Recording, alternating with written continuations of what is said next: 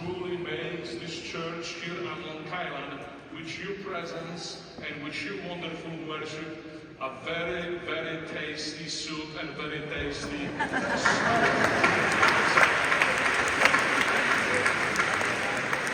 Thank you for making church here on Long Island not only stay tasty, but also through you, very good looking. Thank you for making the church here on Long Island so amazingly sound, with all your prayers, with your devotion, and the passion which you absolutely heard in this amazing homily given by Father Hugh. Don't you think so?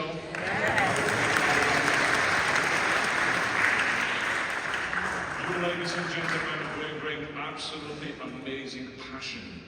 A passion to the way we express our faith. And I'm truly very grateful. But how amazing it is that you celebrate your independence during the time and exactly the day when we celebrate the motherhood of Mary.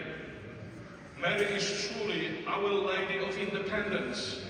And I do believe that her intercession, her presence, her wonderful example, and her prayers, and you great way of belonging to Mary, the mother of Jesus, the mother of the church, the mother of all people of God, is going really to make your journey to freedom, your journey to your fulfillment, your journey to the happiness of people of Haiti absolutely amazing.